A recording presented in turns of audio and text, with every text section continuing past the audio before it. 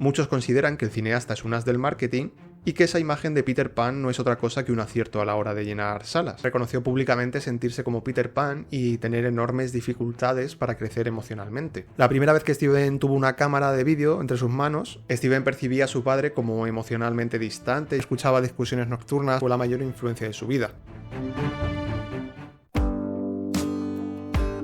Hola a todos, sed bienvenidos a mi videoclub.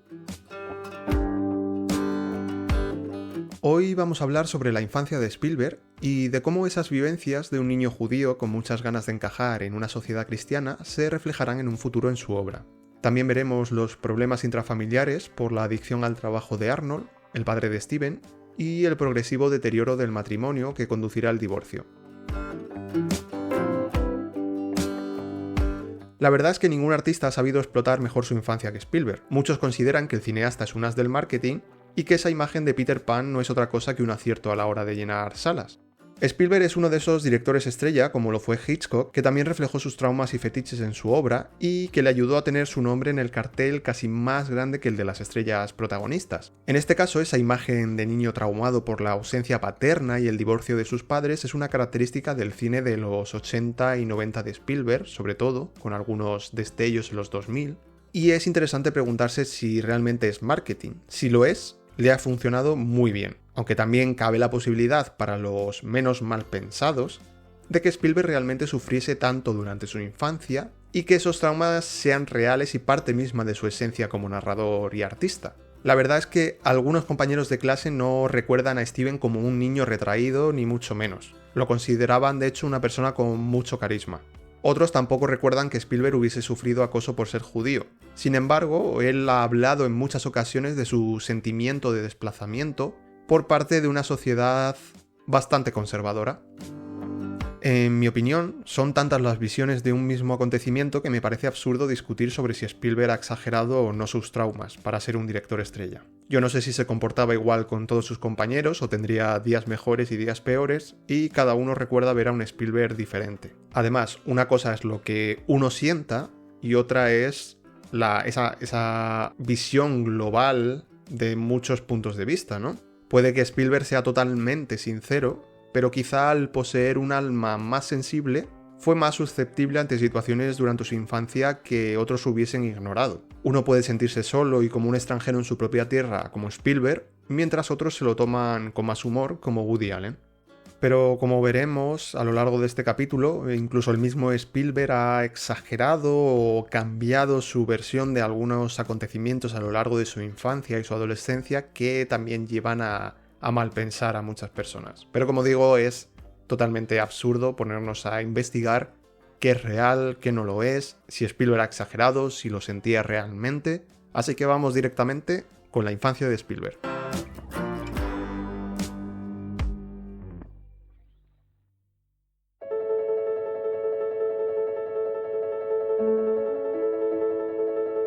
Como ya dije, Spielberg pertenece a la segunda generación de judíos estadounidenses tras la Segunda Guerra Mundial, que es una generación menos arraigada en sus tradiciones y que en muchas ocasiones lucha contra esa identidad judía para desenvolverse como uno más en una sociedad gentil.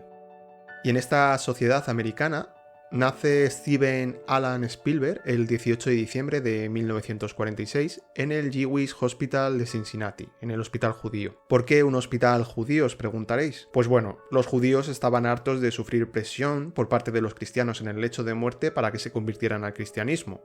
Y también necesitaban comidas que respetasen sus dietas establecidas por ley religiosa. No solo no comer cerdo o mariscos, sino cómo los alimentos mismamente eran procesados y preparados. Y por eso los judíos preferían ir a este tipo de hospitales. Y ya desde el mismo nacimiento empezamos con los problemas de Spielberg y sus invents. Porque es importante recalcar que Spielberg nació en 1946, no en 1947. Durante décadas se pensó que era un año menor de lo que realmente era, y eso ayudó mucho a generar una imagen de un cineasta prodigio, a lo Orson Welles, que irrumpía en una industria de dinosaurios. Ya sé que es un año, pero ese mísero año de diferencia trajo consigo una disputa legal con el productor que financió uno de sus primeros cortometrajes y que obligó a los representantes de Spielberg a admitir la fecha real de su nacimiento. Pero trataremos este tema más adelante porque merece la pena y tiene mucha chicha. Y ya veis que por cosas como estas, algunos siguen pensando que Spielberg no es totalmente sincero con los acontecimientos de su vida. En fin, que Spielberg fácil no lo pone. Spielberg y su familia vivieron durante varios años en Avondale, que es uno de los 52 vecindarios de Cincinnati y es una de las ciudades más importantes de Ohio, que es uno de los estados de Estados Unidos ubicado en el mapa, en la parte noreste de Estados Unidos. A principios del siglo XX, Avondale se convirtió en un barrio mayoritariamente judío cuando muchas familias de la ciudad se mudaron a esta zona. Durante estas décadas tuvo una infraestructura comunitaria judía muy sólida, con sinagogas, escuelas religiosas, centros comunitarios, muchos comercios de propiedad de familias judías, como eran sastrerías, muy famoso tener una sastrería entre familias judías, farmacias también suelen ser farmacéuticos, panaderías y, en fin, muchos establecimientos. Avondale fue un suburbio hasta el siglo XX, hasta que Cincinnati creció y lo rodeó por completo, pero mantuvo esa estructura de suburbio que sirve como telón de fondo en muchas películas de Spielberg, como La casa de Elliot en E.T., para que os hagáis una idea, es realmente eso. Por ejemplo, donde vivía Winona Ryder en Eduardo Manos Tijeras también. Era un lugar tranquilo y residencial, fuera del centro, conectado por el tranvía y pensado para familias que querían vivir mejor sin abandonar realmente la ciudad. Las casas solían ser de 2 o 3 plantas, con porches delanteros amplios y jardines como por ejemplo los de la familia Simpson, ¿no?, en Evergreen Terrace, y también eran comunes los dúplex que permitían una vida multigeneracional, que es algo muy común en las familias judías inmigrantes.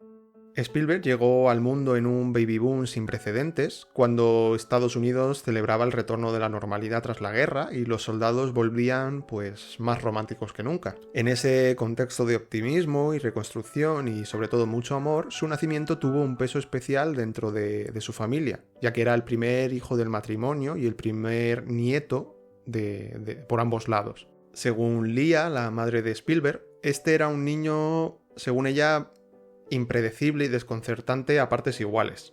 Su intensidad era tal que provocaba tanto asombro como agotamiento en amigos, vecinos y familia, los cuales percibían a Steven como un niño auténticamente distinto. Esa diferencia generaba fascinación en algunos adultos y desconfianza en otros, especialmente cuando sus comportamientos no seguían las reacciones esperables de un niño común. Leah, que tampoco ayudaba con su excentricidad, rompía sin complejos con los códigos de disciplina y corrección social, algo que en su entorno era visto también con mucho desconcierto. Como veremos a lo largo de la infancia de Spielberg, la libertad de Leah realmente lo ayudó a experimentar sin restricciones, a ver el mundo desde muchísimos puntos de vista diferentes. Leah creía que imponer límites rígidos habría sofocado ese impulso creador de su hijo, así que prefirió crear un entorno caótico, convencida de que solo así Steven podría expresar plenamente su talento natural. Un episodio que ilustra bien esta faceta de Leah como madre singular es el ocurrido con una olla a presión que explotó dentro de la cocina, reventando muebles y manchando paredes y techo, y que hizo que Steven se pusiese a celebrarlo y a bailar y a reír al más puro estilo Sid Phillips. Y la reacción ante la reacción de Steven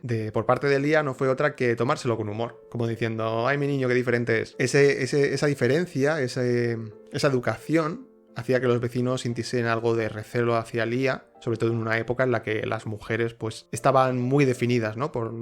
Tenían un arquetipo muy definido. Esta anécdota también es más conocida, pero una vez también Leah le dio pena un mono que según ella le estaba mirando con ojitos de tristeza, así que decidió llevarse ese mono a casa. Creo que no sé si lo cogería de alguna tienda de animales, en la época a lo mejor venderían monos, no tengo ni idea. El caso es que una vez en casa, pues Leah se dio cuenta de que quizá no había sido tan buena idea cuando el mono empezó a golpear a todo el mundo y a lanzar heces por las paredes, y decidieron devolverlo. Pero ilustra también muy bien esa faceta de Leah excéntrica que experimenta y que no parece como una persona que no tiene un no en su vida nunca, sino que dice, bueno, ¿y si hacemos esto? ¿Y si probamos esto? Y como digo, eso ayudará mucho a Spielberg en un futuro a ver el mundo desde muchos puntos de vista, sobre todo también con la cámara. Y mientras Lia malcriaba a Spielberg, os preguntaréis qué hacía mientras tanto el bueno de Arnold, ¿no? Pues cuando Steven era muy pequeño, Arnold, que no había podido estudiar antes de la Segunda Guerra Mundial ni durante, estudiaba ingeniería en la Universidad de Cincinnati. Se volcó en cuerpo y alma en estos estudios y más tarde volcó esa misma intensidad en su carrera en electrónica. Steven percibía a su padre como emocionalmente distante y absorto por los estudios y el trabajo, e interpretó la dedicación de su padre no como una responsabilidad, sino como más bien ausencia. Pero no podemos tampoco juzgar a Arnold desde nuestra perspectiva, porque Arnold realmente encarnaba un modelo de masculinidad muy definido por la experiencia de la guerra. Es decir, cumplir con el deber, trabajar duro y sostener a la familia. Era simplemente pues un hombre de su época, al igual que Lia no era una mujer de su época, Arnold sí que encarnaba ese ideal de hombre que vuelve a casa tras la Segunda Guerra Mundial, ¿no? Arnold es también ese arquetipo de padre ausente y adicto al trabajo que tanto se repetirá en las películas de Spielberg. Por ejemplo, el jefe de policía Martin Brody en Tiburón, ¿no? Que está obsesionado con dar caza a ese tiburón. También Roy, el padre obsesionado con los ovnis y la montaña en Encuentros en la Tercera Fase, que al final acaba abandonando a su familia y marchándose para siempre, algo muy triste. El padre directamente ausente en E.T., en El Diablo sobre Ruedas, ese padre que no da la talla, ese marido que no da la talla. También en Hook o en Atrápame si puedes, ¿no? Son muchísimos ejemplos. Aunque sí que creo que en el único caso en el que ha sido totalmente autoconsciente de ese arquetipo de padre ausente, bajo mi punto de vista, por supuesto, y también de sus miedos en general, fue en Hook, que se siente como mucho más autoconsciente que ninguna otra de sus películas. Es casi como una plantilla de cómo hacer una película Spielberg, pero bueno, que ya llegaremos a Hook más adelante. Pero como digo, esa figura ausente marcó profundamente la infancia de Spielberg. Que por cierto, hablando también de Hook, fue en esta época, cuando Spielberg era pequeño, que Lia cada noche le leía Peter Pan antes de dormir. Y para Spielberg, Peter Pan no solo fue un cuento infantil, sino casi como un espejo emocional. Esa fantasía de rechazar las responsabilidades y la adultez encajaba perfectamente con su propio entorno familiar, por parte de Lia más bien, y su deseo inconsciente de evitar el mundo adulto. En la década de los 80, Spielberg reconoció públicamente sentirse como Peter Pan y tener enormes dificultades para crecer emocionalmente. Y en esta época, durante los 80 y principios de los 90, los críticos y periodistas cuestionaban si seguiría refugiándose en aventuras y fantasía y si seguiría evitando temas adultos. Algo que tampoco entiendo muy bien, no sé de dónde sale ese afán de que Spielberg hiciese temas más maduros, por así decirlo. Como si no tratar temas como la muerte, el sexo o un trastorno mental ya no te permitiese alcanzar el respeto de críticos o pseudo-intelectuales. Pero bueno, en cuanto al trastorno de Peter Pan, de nuevo nos topamos con el mismo problema. ¿Es el trabajo de Spielberg un buen marketing? No parece que tuviese problemas en venderse como una persona afectada por ese síndrome, si es que existe ese síndrome, y parece que su carrera toma madurez con los años junto a su vida privada y aceptación de sus tradiciones familiares. A partir de Schindler nadie se atrevió a decir que Spielberg no podía hacer un trabajo más maduro. Y de nuevo salieron más personas diciendo que ahora a Spielberg le beneficiaba como hacer un trabajo más maduro porque sus películas de aventuras o más infantiles ya estaban pasadas de moda, ¿no? Yo, personalmente, de lo que no me fío, y nunca lo haré, será de esos artistas que jamás han cambiado nada en su obra a través de los años. Eso lo que me dice es que has encontrado un nicho que te funciona y que sabes explotar, pero que no hay nada de alma artística en tu obra. Para mí, precisamente la obra de un buen artista sufre un inevitable arco de cambios y exploraciones cuando se analiza con el tiempo. Ya seas un grupo como los Beatles, un artista como Picasso o un poeta como Miguel Hernández. Sus obras, si las miras con el tiempo, como digo, se transforman mientras mantienen esa esencia del artista. Y yo creo que es lo que le ocurre también a Spielberg. Pero siguiendo con la historia de la familia, el bueno de Arnold fue contratado por la Radio Corporation of America, una grandísima compañía de electrónica, es como si te ficha el Real Madrid de la electrónica, en junio de 1949 y trasladó a la familia a Camden, a Nueva Jersey.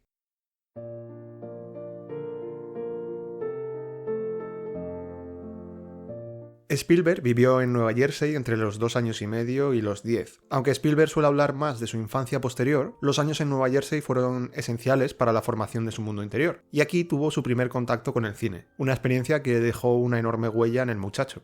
En Nueva Jersey nació su hermana Annie el 25 de diciembre de 1949. Annie Spielberg, que aunque menos activa en el mundo del cine que su hermano, obviamente, escribió junto a Gary Ross el guión de Big, interpretada por Tom Hanks, y también colaboró en Pequeños Guerreros, y ya solo por eso ya ha merecido la pena su paso por Hollywood, la verdad. En agosto de 1952 se trasladaron a Haddon Township, que está ubicado en el condado de Camden, en Nueva Jersey, y al otro lado del río Delaware frente a Filadelfia. Es un lugar bastante importante históricamente. Este sitio, Haddon Township, era el ideal suburbano de la época, con mucha seguridad, mucho orden, y las casas eran más pequeñas que las de Avondale, de una planta más o menos, una planta y media, con jardín delantero y patio trasero para los niños, para hacer barbacoa y para tener también mascotas, ¿no? Como otra vez el ejemplo de los Simpsons, pero es que es un reflejo muy fiel de este tipo de viviendas. Aunque también se puede ver una vivienda muy similar, que de hecho está sacada a posta por Spielberg en Poltergeist, donde se refleja ese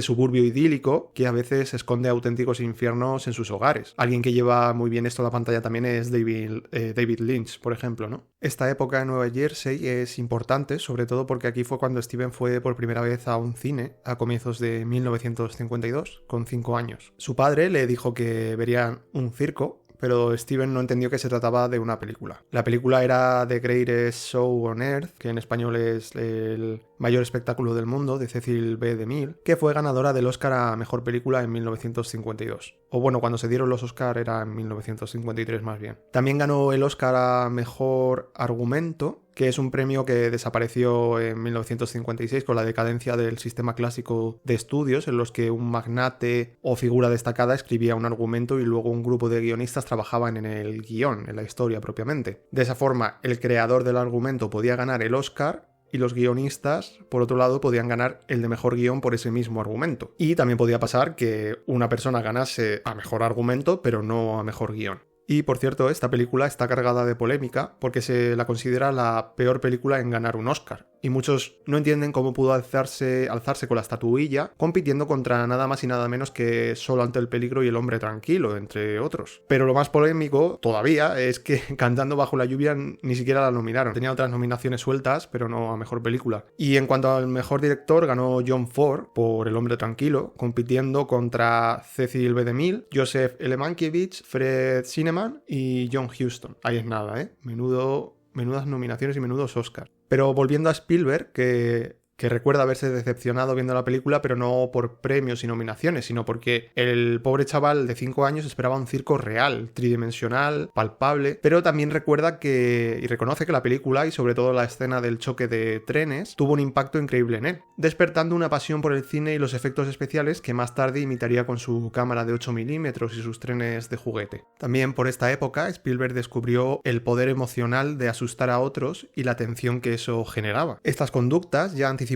una relación creativa con el terror como herramienta narrativa. Incluso quienes lo rechazaban percibían que había algo distinto en él, porque esa agresividad, esas ganas de aterrorizar, no estaban vacías, iban acompañadas de mucha imaginación y narrativa. Las hermanas de Spielberg recordarían más tarde cómo su hermano las asustaba contando historias de terror y recreaba escenarios espeluznantes para que ellas se cagasen de miedo. Vamos, lo que todo buen hermano mayor haría, la verdad. Aunque el que más miedo pasaba parece ser que era el propio Spielberg, que le tenía miedo hasta a su propia sombra. Le tenía miedo a la oscuridad, los espacios cerrados e incluso a un árbol que proyectaba una sombra en su habitación por las noches y que años más tarde usaría en Poltergeist. Y aunque Spielberg nunca haya dirigido una película de terror propiamente dicha, salvo quizá Tiburón si se considera de terror, es un genio trasladando el terror y el suspense a la audiencia, ya sea con un grupo de velociraptores que hostigan a 2 niños o la tan lograda escena de Múnich que involucra a una niña y un teléfono y que no quiero spoilearos porque está bien sorprenderse por primera vez con esa escena. Algo interesante también de esta zona de Nueva Jersey, en Haddonfield, es que es el lugar donde se encontró el primer esqueleto de dinosaurio más completo. Fue en el siglo XIX. Esto permitió por primera vez reconstruir con cierta precisión la anatomía de un dinosaurio y entender cómo se movía. ¿Y qué tiene que ver esto con Spielberg? Pues muchísimo, ¿no? Las escuelas organizaban excursiones al lugar del hallazgo y algunos restos se exhibían en Filadelfia, donde se vendían modelos de dinosaurios. Y Spielberg comenzó a coleccionar y a obsesionarse con estos monstruos a los que acabaría llevando a la pantalla. Pero no nos encariñemos demasiado con Nueva Jersey y sus dinosaurios, porque al bueno de Arnold le ofrecieron otro puesto de trabajo en Arizona, y para un hombre adicto al trabajo eso es como el anillo único para Gollum, ¿no? Así que en 1957 la familia Spielberg, ya con Arnold, Leah, Steven, Annie, Nancy y Sue, hicieron las maletas y pusieron rumbo a Arizona.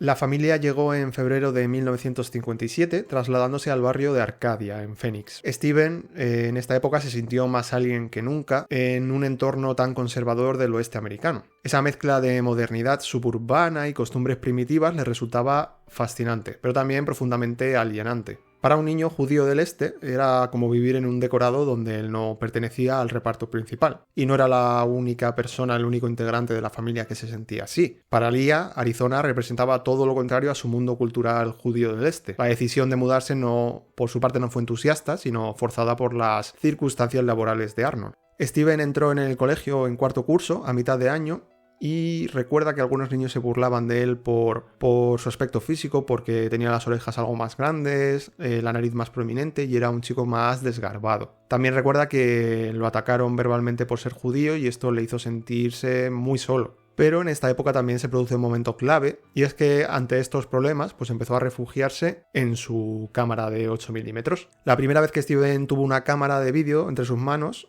fue poco después de mudarse a Arizona, y comenzó a usarla, era de Arnold. Era una Brownie 8 milímetros muy básica, sin enfoque manual, y si la buscáis en Google realmente parece un pequeño maletín con bordes metálicos y una carcasa marrón o beige normalmente, algo que diríamos que es muy vintage a día de hoy, ¿no? Pues bueno, esto fue un regalo para Arnold, pero Steven se apropió rápidamente de ella.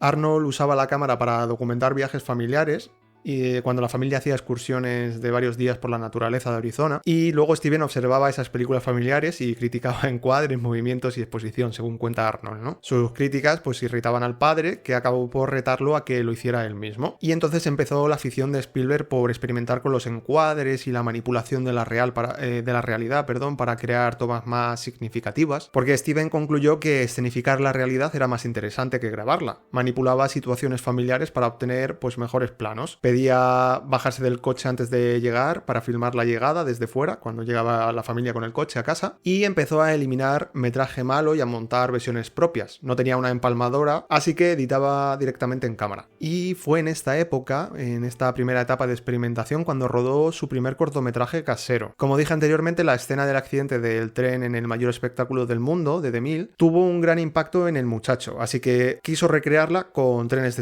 sus trenes de juguete. Rodó un gran choque final con múltiples ángulos del accidente, y lo más interesante es que parece que incluyó planos de figuritas reaccionando al desastre. Y esto es algo que forma parte de la obra de Spielberg y que la dota de emoción en cada una de sus películas. A Spielberg le encanta tanto la acción como la reacción.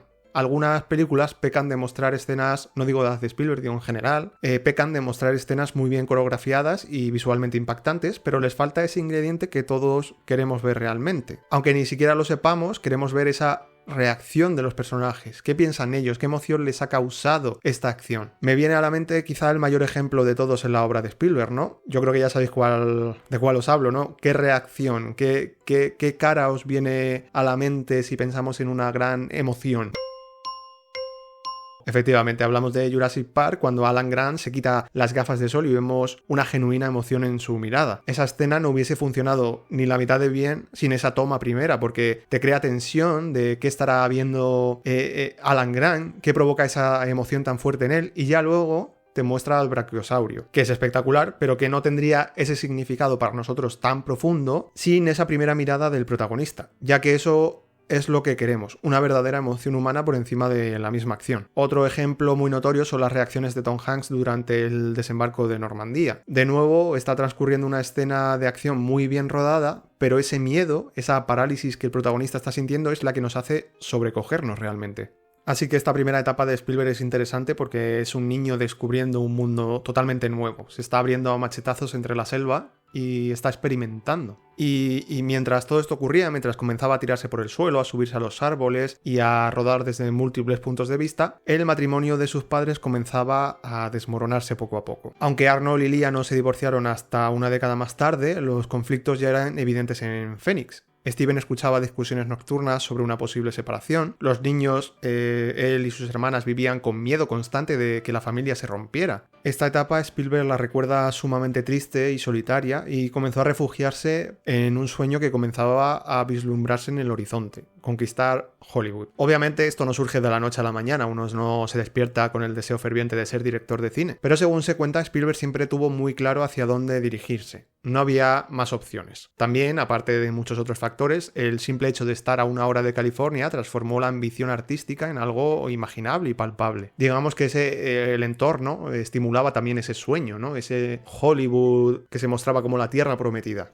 En esta época también encontró refugio en los Boy Scouts. Esta etapa de los Boy Scouts es un momento de su vida que Steven recuerda con mucho cariño, ya que le ayudó a superar ese sentimiento de soledad y abandono que él sentía en su casa. Alguna vez ha denominado incluso a los Boy Scouts como un padre adoptivo. Según los monitores, Steven se volvió muy querido por los chicos gracias a su imaginación. En los campamentos, Steven siempre llevaba libros y por la noche narraba historias cuando los chicos se metían en sus tiendas de campaña. Algunos recuerdan que sus relatos eran mayoritariamente de ciencia ficción, como Monstruos del Espacio Exterior. Steven devoraba esas revistas de ciencia ficción que Arnold dejaba en casa, porque Arnold también era muy aficionado a ese tipo de historias de ciencia ficción. Por cierto, Arnold nos recuerda un poco en esta época al padre de McFly en Regreso al Futuro. Obviamente no creo que fuese tan pringado como el padre de McFly, pero tiene como esos rasgos de padre que no está muy presente, con problemas familiares, no se entiende bien con su mujer ya no está enamorada de él realmente, y que tiene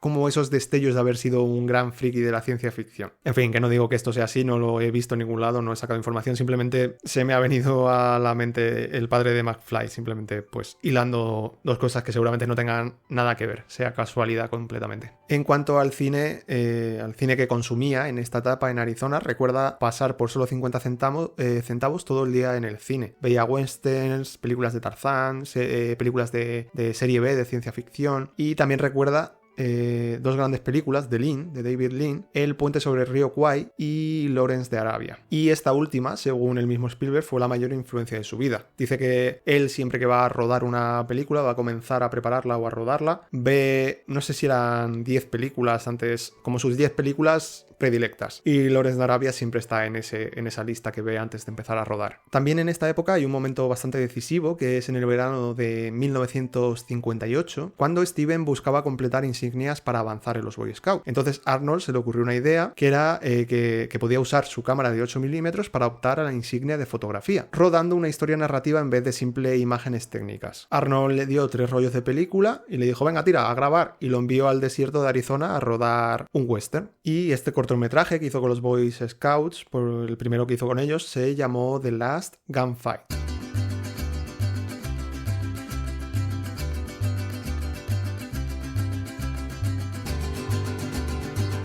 Es una película sin rótulos ni sonido, e interpretada por sus compañeros scouts y los amigos del barrio. La historia trata de un adolescente que busca venganza después de que sus padres sean asesinados por un bandido. En el cortometraje se pueden ver asaltos a una diligencia que estaba aparcada como decorado cerca de unos restaurantes, huidas al desierto, una muerte típica de villano rodando entre las rocas, el uso de ketchup como sangre e incluso un muñeco relleno de ropa que lanzaron por un precipicio. Una vez terminada, proyectó la película en una reunión de los scouts, donde los muchachos reían y vitoreaban al verse en el cortometraje. Fue una experiencia que le hizo a Spielberg darse cuenta de que quería repetir esa sensación de nuevo. Más tarde, para financiar sus siguientes cortometrajes, sus siguientes películas, lo que hizo fue proyectar películas en la sala familiar de Phoenix para recaudar fondos para comprar material fotográfico para sus siguientes películas. Mostraba películas de Disney, dibujos animados, pero proyectaba sus propios cortos como apertura. Y con esta idea de cine casero consiguió financiar su siguiente película, que se llamó Fighter Squad.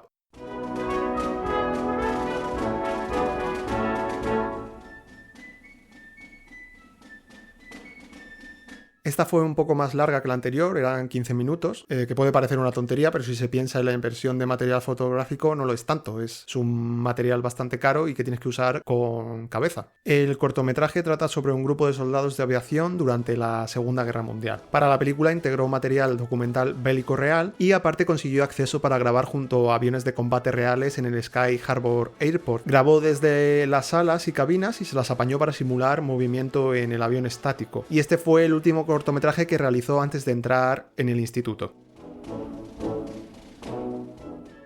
En esta época de instituto, algunos amigos vieron cómo Spielberg se fue apagando poco a poco y se volvió más retraído.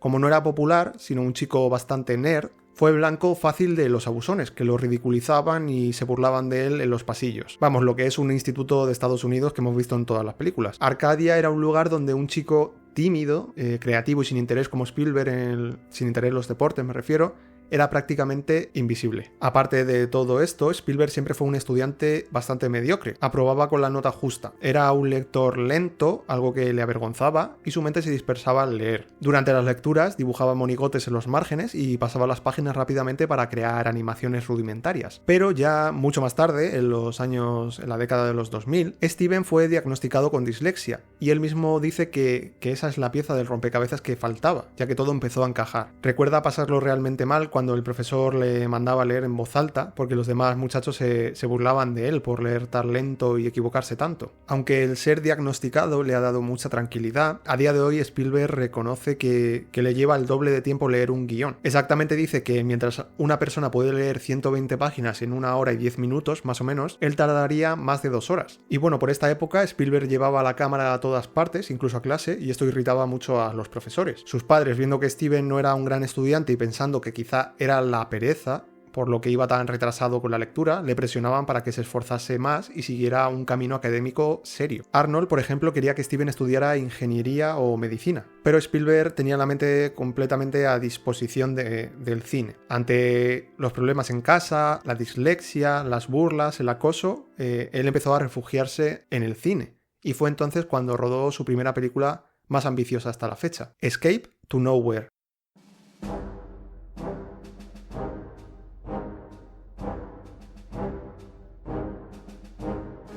Es decir, algo así como huida a ninguna parte, para los que no hayan entendido mi pronunciación nivel C2. Este proyecto de 40 minutos de duración trataba de nuevo sobre la Segunda Guerra Mundial, pero esta vez en el norte de África. De camino a una localización desconocida, un grupo de soldados son emboscados y ninguno puede escapar. Se grabó en el desierto alrededor de Cabelmac Mountain, que es una montaña principal allí en esa zona de Phoenix, y podéis ver 2 minutos de la película en YouTube. El resto parece que se ha perdido. Escape to Nowhere es su primer proyecto en color y además comenzó a usar efectos especiales caseros simulando explosiones de granadas en el desierto. Para ello, como Arnold se negó a comprarle, creo que era pólvora, no estoy seguro al 100%, pero creo que Spielberg pidió pólvora, decidió entonces Steven poner arena y harina en tablas para que cuando los soldados la pisasen formasen nubes de humo que simulasen explosiones de granada. En pleno rodaje, varios conductores alertaron a la policía de que un grupo de chicos merodeaba por el desierto y varias patrullas aparecieron preparadas para intervenir, solo para descubrir que el ejército eran realmente un grupo de niños dirigido por un chaval con cámara. Le tocó a Arnold convencer a los policías de que aquello era cine, no un entrenamiento paramilitar. Para la película, Steven contaba con unos pocos adolescentes que hacían de americanos y alemanes según la toma, e incluso su hermana Annie aparece también en la película. Pero para multiplicar el número de soldados, los chavales se pasaban los cascos de mano en mano y volvían a entrar en plano como otro combatiente distinto. Así daba la sensación de que había muchos más. Escape to Nowhere ganó el primer premio de un festival de Arizona y esto fue un reconocimiento estatal que colocó su nombre por primera vez en un circuito, digámoslo, profesional, entre comillas. El caso es que los premios obtenidos por Escape to Nowhere permitieron a Steven hacerse con una mejor cámara de 8 milímetros, más asequible de alimentar con película y con un micrófono para grabar sonido, que esto va a ser muy importante. Así, con su nuevo equipo y con actores del club de teatro del instituto, comenzó a rodar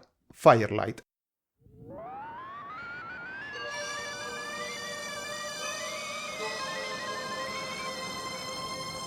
Para este proyecto, largometraje ya, escribió un guión de 67 páginas. El rodaje se extendió 6 meses con un presupuesto familiar de $500. La trama gira en torno a unas luces rojas, blancas y azules que transforman a los personajes en ceniza. Como vemos, esta película casera es un calentamiento para encuentros en la tercera fase. Todas las películas de Spielberg de esta época son propiamente películas de género, ya sea western, bélicas o ciencia ficción. Eran copias u homenajes de películas que veía los fines de semana en los seriales en el cine. En este caso es un largometraje que homenajea las películas de ciencia ficción de serie B de la época. Con la ayuda de Arnold, fabricó miniaturas para secuencias de stop motion en las que las luces desintegraban tanques y jeeps del ejército. Lee Spielberg apoyó sin reservas la producción, alimentando al equipo y prestando la casa para que se convirtiera en un auténtico caos, aunque ella se sentiría en ese lugar súper a gusto. Y Firelight fue el primer intento serio de Spielberg de grabar sonido, un desafío enorme para un adolescente de 16 años trabajando en 8 milímetros. Steven convocó a los actores para doblar sus propias líneas, ajustando la voz al movimiento de labios mientras proyectaba la película en una pared. El proceso exigía paciencia quirúrgica y a veces debía descifrar primero qué habían dicho realmente durante el rodaje. Podéis ver también, al igual que en Escape to Nowhere, unos pocos minutos de Firelight en YouTube. El caso es que en marzo de 1964 la película tuvo una proyección pública en el Phoenix Little Theater con banda sonora compuesta por Steven, llevada al piano por Leah y grabada por la banda del instituto. Steven cuenta en algunas entrevistas que ganó exactamente $501 con las entradas y sacó beneficio de $1 con esta película, es decir, invirtió $500 de su familia y sacó $1 de rentabilidad. Pero quizás lo más importante de esta época es que mientras Spielberg montaba la película, tuvo la oportunidad de pasar el verano con unos familiares en California y visitar los estudios de la Universal. Hay mucha leyenda urbana sobre este asunto, que el mismo Spielberg ha tratado de propagar en algunas entrevistas, y que cuenta que Spielberg visitó con un grupo de turistas los estudios y que luego se escondió para infiltrarse en la Universal. Sin embargo, los hechos comprobables disuelven parte del mito. No fue una aventura solitaria ni improvisada, sino un encuentro facilitado por contactos de su padre en el sector tecnológico. Chuck Silver, veterano de la industria y responsable de la biblioteca de la Universal, recuerda recibir una llamada de un conocido para que atendiera a un adolescente apasionado por el cine. Spielberg fue conducido a la oficina de Silvers y este le enseñó los estudios y quedó muy impresionado por la energía de Steven al hablar de cine y su determinación a ser director. Tras regresar a Arizona, Spielberg continuó escribiéndole para pedirle consejos, como por ejemplo cómo solicitar los derechos musicales para la banda sonora de Firelight. Pero bueno, poco después del estreno de Firelight, la familia tuvo que hacer las maletas una vez más y abandonó Phoenix rumbo a California, un lugar donde Spielberg conocería de primera mano el funcionamiento de los estudios y los rodajes, pero también un lugar donde pasaría la peor etapa de su vida, él mismo lo reconoce, mientras el matrimonio de sus padres se desmoronaba por completo.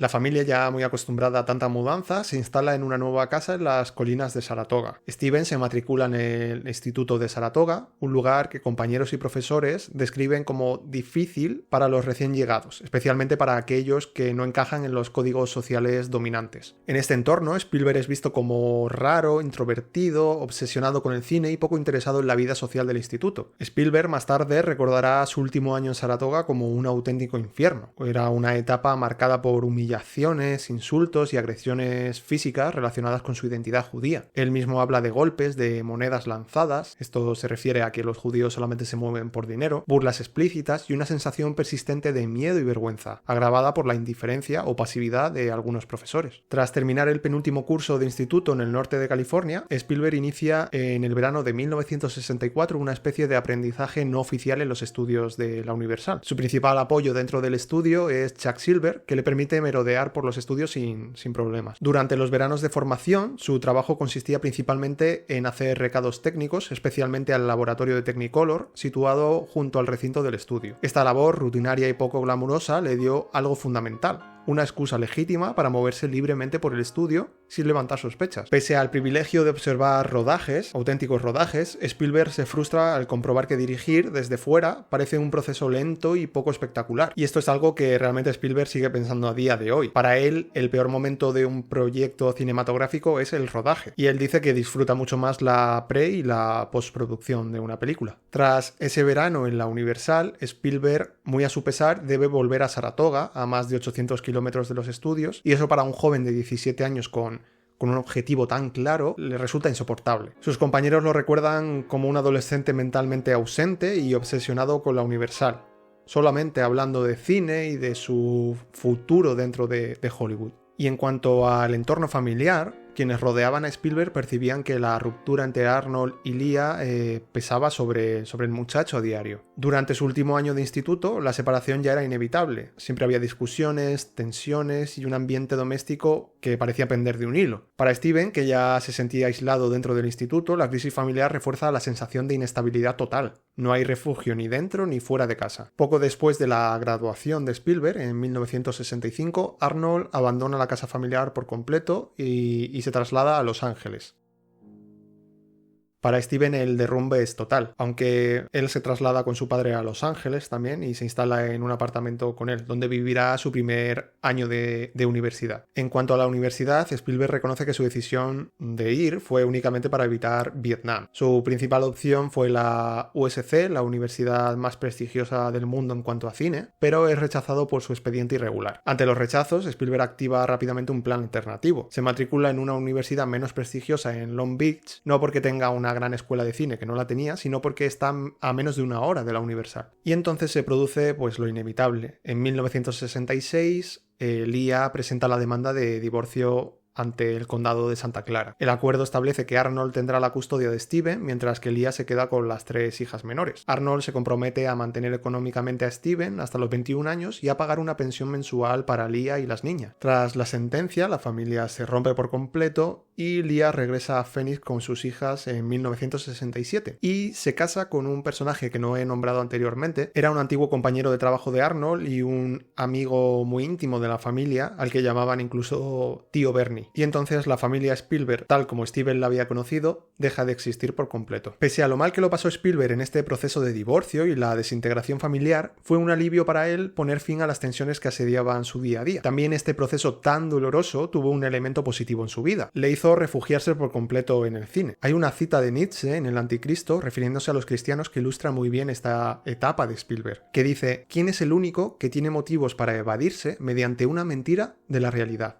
El que sufre de ella. Y así hizo Spielberg de aquí en adelante. Se evadió por completo del mundo y se centró y obsesionó con el cine como nunca había hecho. Ya no había otra alternativa, no había estudios de ingeniería ni de medicina, no había que agradar a sus padres ausentes siquiera, solo había un único camino. Pero claro, sus trabajos amateurs no servirían para abrirse camino en la industria ni de coña. ¿Cómo iba a presentar esas películas ante los profesionales de los estudios? No, para eso necesitaría hacer algo realmente profesional, algo que le permitiese mostrar que tenía talento y que se merecía un sitio en Hollywood. Pero eso lo veremos en el siguiente capítulo. Buah, qué tensión, ¿eh? Como he dejado el cliffhanger ahí. No, en serio, pero muchas gracias a todos por acompañarme en esta odisea spielbergiana y os mando un abrazo y felices fiestas.